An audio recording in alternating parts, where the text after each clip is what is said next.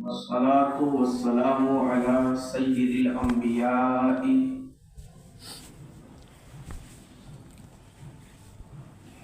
وسيد المرسلين وعلى آله الطيبين وأصحابه المطهرين ومن اتبعهم أجمعين. أما بعد فأعوذ بالله من الشيطان الرجيم. بسم الله الرحمن الرحيم. قال الله تبارك وتعالى في القرآن المجيد: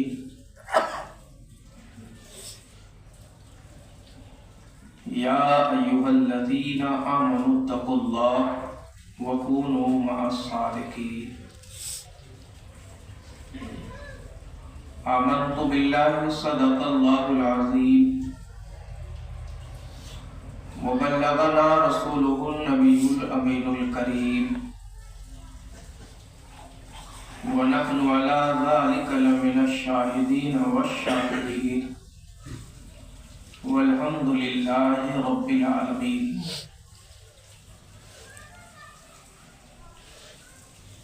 ساری کائنات کے پیغمبر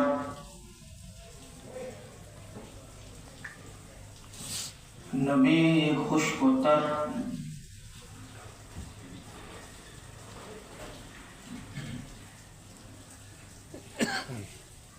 سید الانبیاء افضل البشر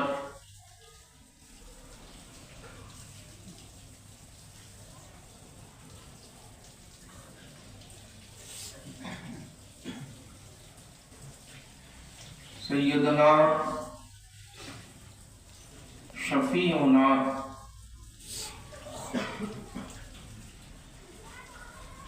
سراجنا منیرنا غوثنا غیاثنا معیننا ممتنا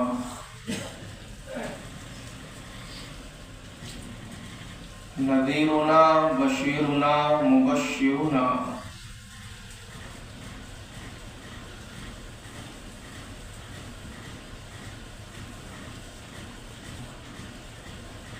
آمنہ کے لال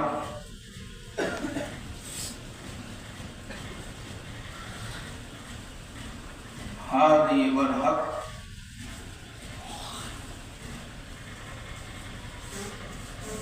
نعمت اکبر احمد مجتبی امی مختار جناب احمد مجتبی محمد مصطفیٰ صلی اللہ تبارک و تعالی علیہ وسلم کی بارگاہ میں ہدیہ درود پیش فرمائیں. صلی اللہ علی النبی الامی و آلہ صلی اللہ علیہ وسلم. صلاة و سلاما علیک یا رسول اللہ. صلاة و سلاما علیک یا حبیب اللہ وعلى آلك وأصحابك يا شفيعنا يوم الجزاء صلی اللہ تبارک و تعالی علیہ وسلم.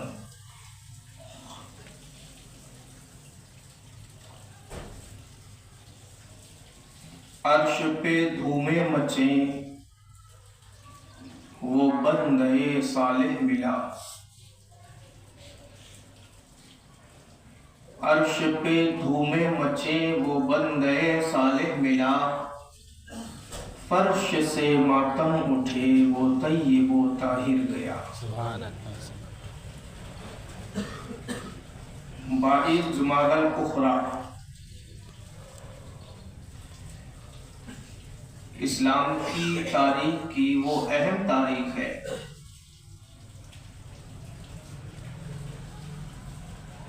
کہ جس کے بغیر تاریخ اسلام کا کوئی بھی باب سرکار کائنات صلی اللہ تبارک و تعالی علیہ وسلم کے بعد پورا ہی نہیں ہو سکتا، یعنی کہ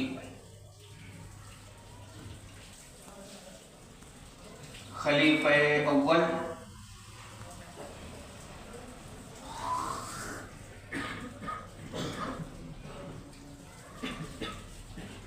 امیر صحابہ امیر المسلمین والمجاہدین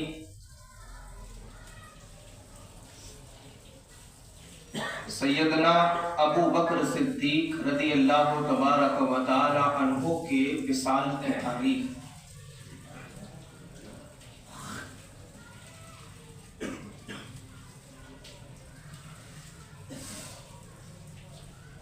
دنیا میں بہت سے لوگ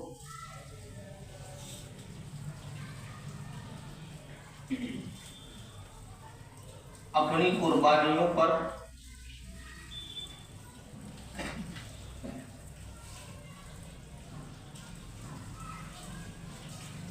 اور اپنے جذبہ ایثار پر فخر کرتے ہیں،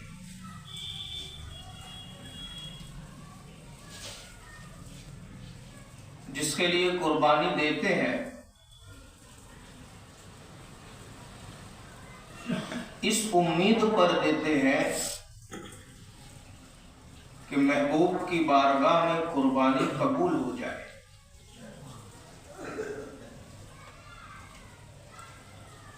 پیسوں کو لٹایا تو اس امید پر جسے پسند کرتا ہوں اس کی بارگاہ میں نذرانہ محبت قبول ہو جائے۔ عزتوں کو لٹایا تو اس امید پر محبوب کی بارگاہ میں عزت کی قربانی قبول ہو جائے۔ سماجی وقار کو لٹایا تو اس بنیاد پر کہ محبوب میری قربانی پر فخر کرے۔ دنیا کے جاہ و حشم، مال و دولت کو قربان کیا تو اس امید پر کہ جس سے محبت کرتا ہوں اس کی بارگاہ میں میری یہ قربانی قبول ہو جائے۔ ساری قربانیاں دینے والے اس امید پر قربانی دیتے ہیں کہ اس کی قربانی اس کے محبوب کی بارگاہ میں قبول ہو جائے، اور قبول ہو گئی تو قربانی دینے والا محب اپنے آپ پر فخر محسوس کرتا ہے۔ دنیا اسلام کی ان چند شخصیتوں میں سے حضرت ابو بکر صدیق ایک واحد شخصیت ہے کہ جن کی بارگاہ رسالت میں قربانی دینے پر فخر ابو بکر نہیں کرتے، فخر سرکار کائنات کرتے ہیں۔ خوش ابو بکر نہیں ہوتے، خوش اللہ کا رسول ہوتا ہے۔ اور لوگوں کے درمیان برسر ممبر اللہ کے نبی نے حضرت ابو بکر صدیق کے بارے میں جب ارشاد فرمایا تو عام محب کی طرح جو محبوب کی بارگاہ میں نذرانہ عقیدت و محبت پیش کرتے ہیں، محبوب کا رویہ بارگاہ رسالت میں نہیں ہے۔ بارگاہ رسالت میں اگر نمونہ ہے تو یہ ہے، پوری دنیا میں مجھے جس کے مال نے سب سے زیادہ فائدہ پہنچایا وہ ابو بکر کا مال ہے۔ مجھ پر جن جن کے احسانات تھے میں نے ان سبھی کے احسانات اتار دیے، لیکن ایک شخص ایسا ہے میں جس کا احسان نہیں اتارا، اس کے احسان کا بدلہ آخرت میں اللہ دے گا، اور اس شخص کا نام ابو بکر ہے۔ سبحان اللہ۔ حضرت ابو بکر صدیق رضی اللہ تعالی عنہ، میں نے اپنی گفتگو میں بارہا کہا، چھوٹوں سے لقب لینا بڑا آسان ہے، اور اللہ تبارک و تعالیٰ کی طرف سے ابو بکر کو صدیق کا لقب عطا ہوا، یہ بہت بڑی بات ہے۔ سرکار کائنات نے جس کی قربانی پہ فخر کیا، یہ بہت بڑی بات ہے۔ اور شہرت آپ ہمیشہ خطبے میں سنتے ہیں، چاروں خلیفہ کے نام آتے ہیں۔ پہلے خلیفہ کا آئے گا ابو بکر صدیق، دوسرے کا آئے گا عمر ابن خطاب، تیسرے کا آئے گا عثمان ابن عفان، اور چوتھے کا آئے گا علی ابن ابی طالب۔ کچھ فرق سمجھ میں آیا؟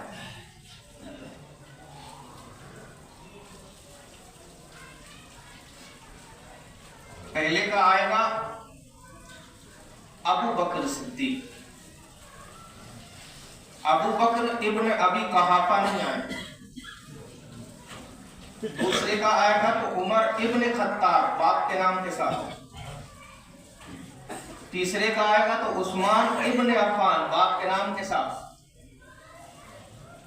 چوتھے کا آئے گا تو علی ابن طالب باپ کے نام کے ساتھ۔ لیکن ابو بکر صدیق کا نام بغیر باپ کے آتا ہے، صرف ابو بکر رضی اللہ عنہ۔ پورے خطبے کی کتاب میں، بلکہ تاریخ کے اکثر ابواب میں، بے شمار جگہوں پر آپ کو ابو بکر صدیق کا نام تنہا ملے گا بغیر باپ کے نام۔ کہیں ایسا نہیں ملے گا ابو بکر ابن ابی قحافہ، ابو بکر ابو قحافہ کے بیٹے ہیں۔ پتا ہے کیوں؟ ایک وجہ، اللہ رب العزت اپنے پیارے محبوب کی بارگاہ میں ابو بکر صدیق کی نیاز مندی اور عقیدت مندی کو دیکھ کر ایسی شہرت عطا کر دیا کہ دوسرے صحابہ باپ کے نام کے ساتھ پہچانے جاتے تھے، ابو بکر تنہا تھے جو بغیر باپ کے نام کے پہچانے جاتے تھے۔ علی کہا جائے تو شک ہوتا تھا کون علی، تو ولدیت لگائی گئی کہ طالب کے بیٹے علی۔ عثمان کہا جائے تو شک ہوتا تھا کون عثمان، تو ولدیت لگائی گئی کہ عفان کے بیٹے عثمان۔ عمر کہا جائے تو شک ہوا کون عمر، تو ولدیت لگائی گئی خطاب کے بیٹے عمر۔ لیکن ابو بکر کہا گیا تو کوئی تعبت نہیں، تنہا ابو بکر کے نام سے صحابہ بھی پہچان لیے کہ ابو بکر وہ ہے جو دار میں یاد تھا، اور ابو بکر وہ ہے جو قبر میں بھی رسول اللہ کا ساتھ دیا ہے۔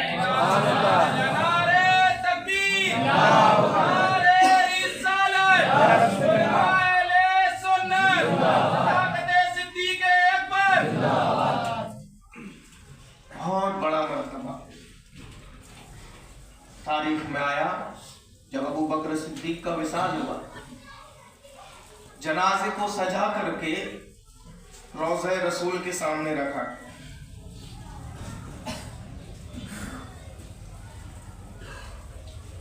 اور سرکار کائنات صلی اللہ علیہ وسلم سے پوچھا گیا، یا رسول اللہ آپ کا دوست آیا ہے، کیا کیا جائے؟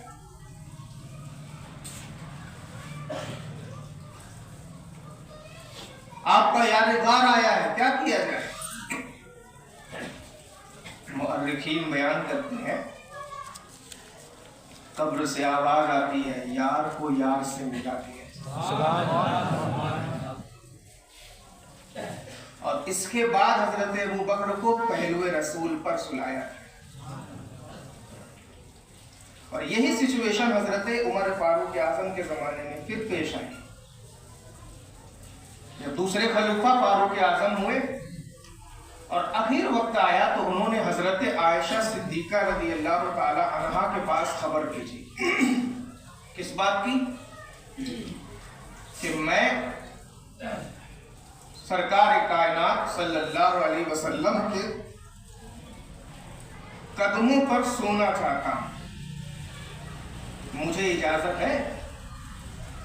حضرت عائشہ سے اجازت کیوں نہیں؟ کیونکہ حضرت عائشہ صدیقہ سرکار کی بیوی تھی۔ حضرت عائشہ صدیقہ رضی اللہ تعالی عنہا کا جواب کہ میں نے اس جگہ کو اپنے لیے خاص کیا، میں نے اس جگہ کو اپنے لیے خاص کیا تھا، لیکن عمر کو میں فوقیت دیتی ہوں اور اجازت دیتی ہوں کہ عمر کو اس جگہ پر دفنا دیا جائے۔ عمر کی ذات وہ ذات جس کو حضرت عائشہ صدیقہ بھی فوقیت عطا کرتی۔ آج 22 جمادی الاخری حضرت ابو بکر صدیق رضی اللہ تعالی عنہ کی تاریخ وصال ہے۔ ہم میں سے بہت سارے لوگوں کو، بلکہ بہت سارے کیا 99% نوجوانوں کو، مسلمانوں کو یہ بات پتہ ہی نہیں ہے۔ اسلام کی تاریخ کا سب سے بڑا خلیفہ کس دن وصال کیا ہمیں نہیں پتہ۔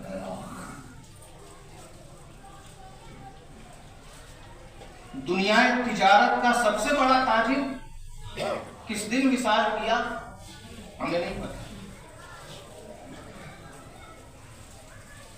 جنگ کے موقع پر صحابہ نے کچھ لایا، کچھ چھوڑ دیا گھر میں بچوں اور بیوی کے لیے، اور وہ صحابی جو سب کچھ لے کر کے آیا اور یہ کہا کہ میں گھر پہ خدا اور رسول کو چھوڑ آیا ہوں، اس کی تاریخ وصال ہمیں نہیں پتہ۔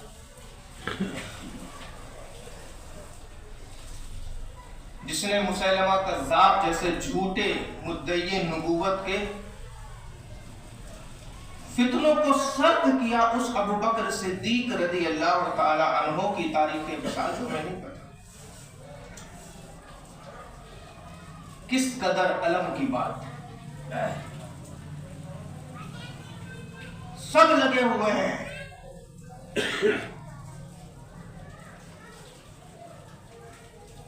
اپنی روزی، اپنی روٹی، اپنی بوٹی میں۔ جن کی وجہ سے روزی روٹی بوٹی ملی ان کو فکر نہیں ہے۔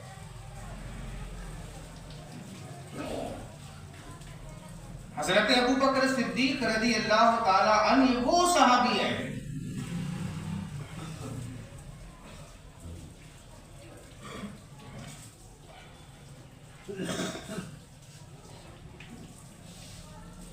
گھر میں بھی اللہ کے رسول کے ساتھ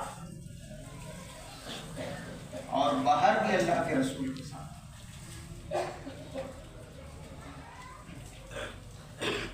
جنگ کے موقع پر بھی اللہ کے رسول کے ساتھ،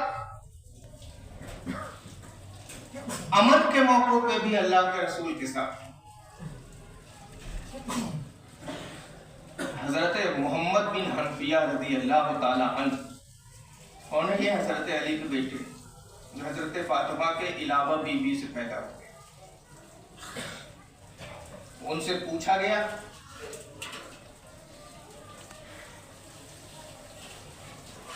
پوری کائنات میں نبیوں کے بعد سب سے افضل کون ہے؟ کس سے پوچھا گیا؟ حضرت علی کے بیٹے سے، محمد بن حنفیہ۔ انہوں نے بتایا کہ میں نے اپنے بابا علی سے سنا ہے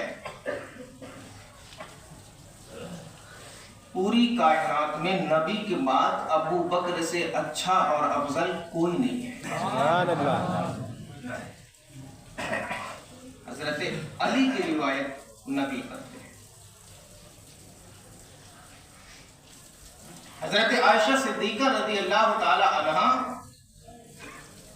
سب سے اخیر میں وصال فرماتی امہات المومنین میں، کیونکہ آپ کی جب شادی ہوئی تو آپ کی عمر کم تھی۔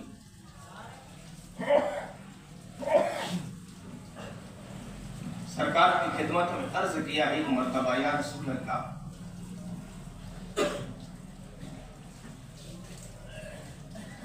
یہ آسمان کے جو تارے ہیں،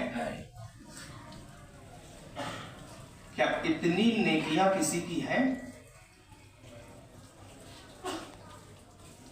سرکار نے ارشاد فرمایا عائشہ کہاں ہے؟ حضرت عائشہ تعجب میں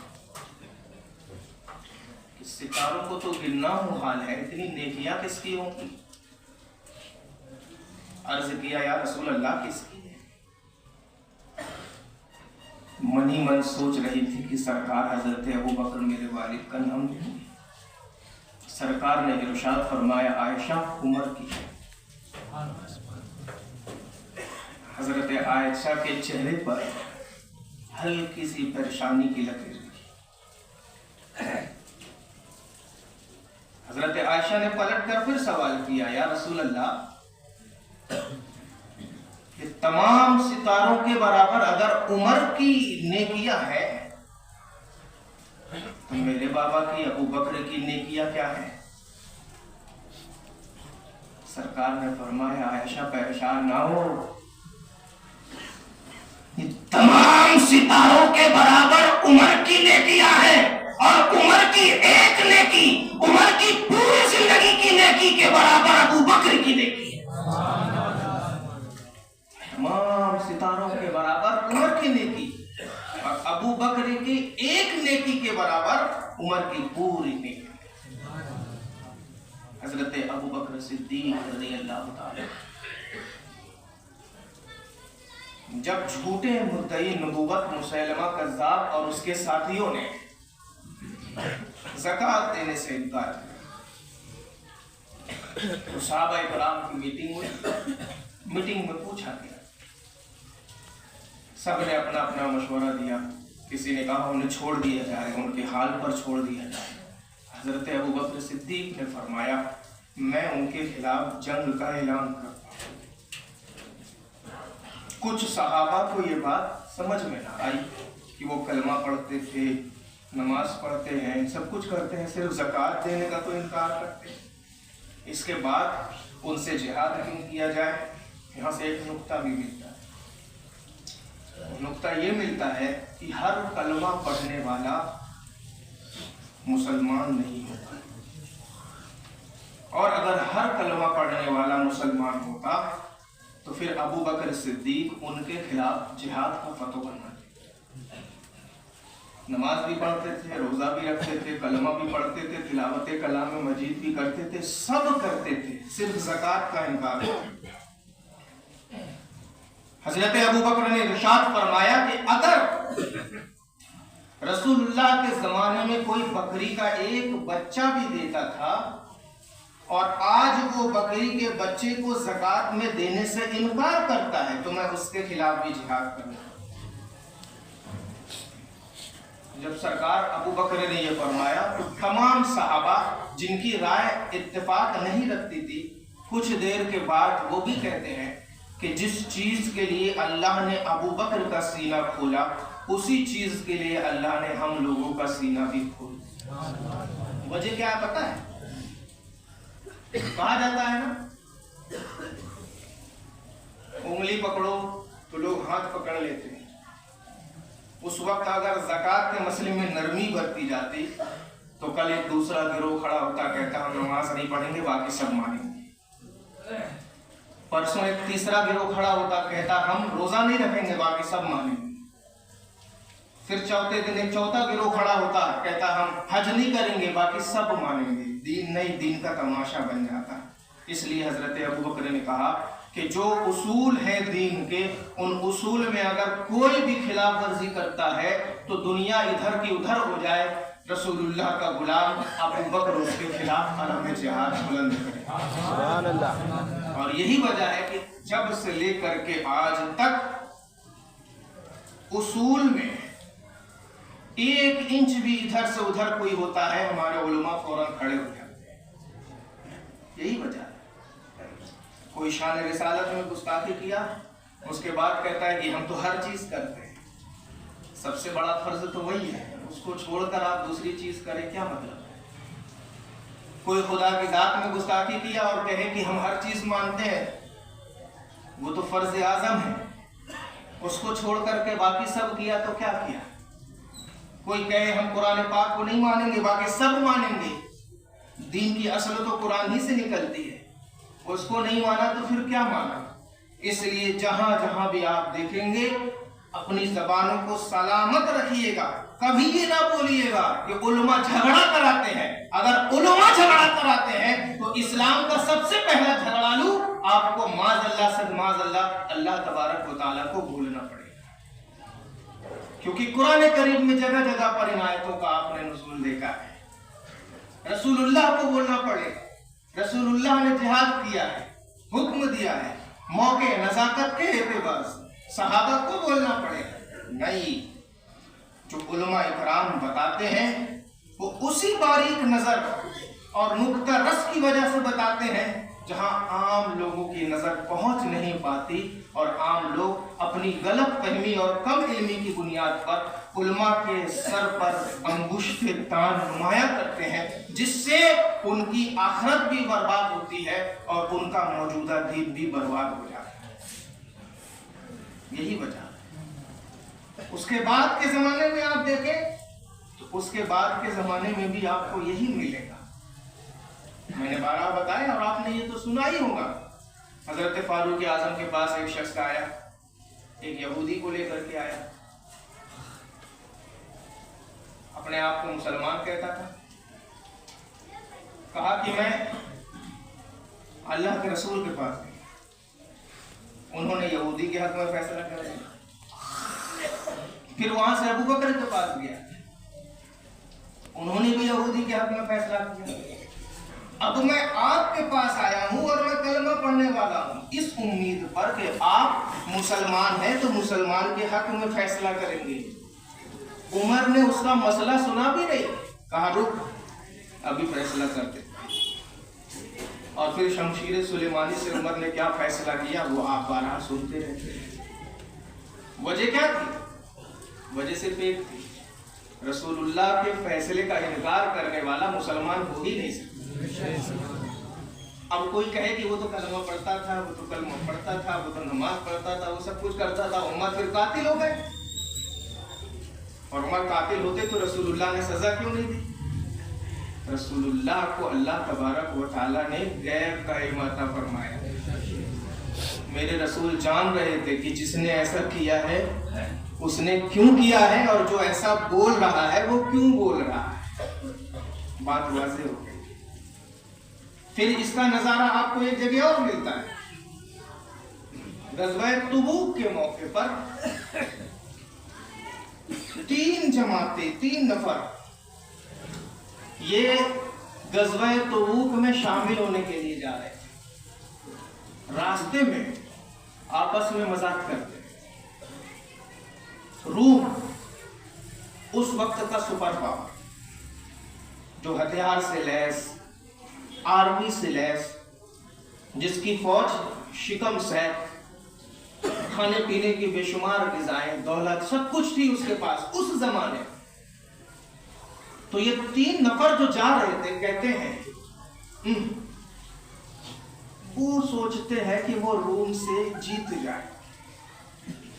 وہ سے مراد کون؟ اللہ کے رسول. سرکار نے فرمایا تھا صحابہ سے تیاری کرو جنگ پہ چلنا. تو یہ 3 نفر جو جا رہے تھے اکیلے کیا کہتے ہیں؟ وہ سوچ رہے ہیں کہ وہ جنگ میں جیت جائیں گے. ان کا خیال ہے کہ وہ روم سے پار لگ جائیں گے. جبریل امین حاضر ہوئے سرکار کی بارگاہ میں اور سارے واقعات کو بتا دیں. اللہ کے نبی نے ان سب کو بلایا، بلا کر کے کہتے راستے میں تم لوگوں نے کیا کہا؟ کہا کچھ نہیں. پھر آپ نے ارشاد فرمایا راستے میں تم لوگوں نے کیا کہا؟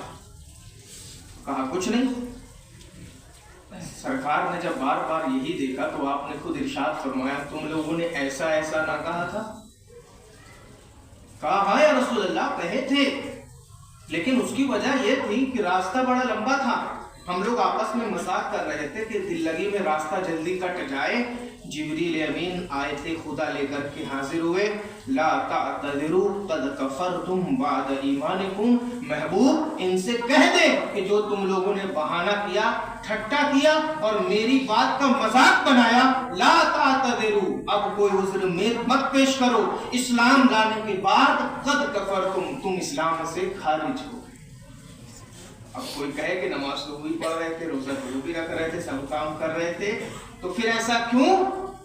اب جس کو اس کیوں کا جواب چاہیے وہ خدا کو ڈھونڈ کر خدا سے پوچھے، رسول کو ڈھونڈ کر رسول سے پوچھے۔ ہم لوگوں سے پوچھو گے تو وہی بتائیں گے جو قرآن اور حدیث میں ہے۔ اللہ تبارک و تعالی ہم سبھی کے ایمان و عقیدے کی حفاظت فرمائے، اور ہم سبھی کو بارگاہ صدیق اکبر رضی اللہ تعالی عنہ کا خادم، مجاہد اور ان کے خادم کے خادم کے خادم کے خادموں میں قبول فرمائے، ان کے فیوض و برکات سے ہم سبھی کو مالا مال فرمائے۔ اور ابھی ماضی قریب میں ان کی ایک اولاد حضرت حامد میاں صاحب قبلہ کا وصال ہوا، اللہ ان کے تبرکات انہیں عطا فرمائے، کروٹ کروٹ انہیں جنتیں عطا فرمائے، ان کے درجات کو بلند فرمائے، اپنے پیارے محبوب کی شفاعت انہیں عطا فرمائے، اور ہم سب کے ایمان و عقیدے کی حفاظت فرمائے۔ وآخر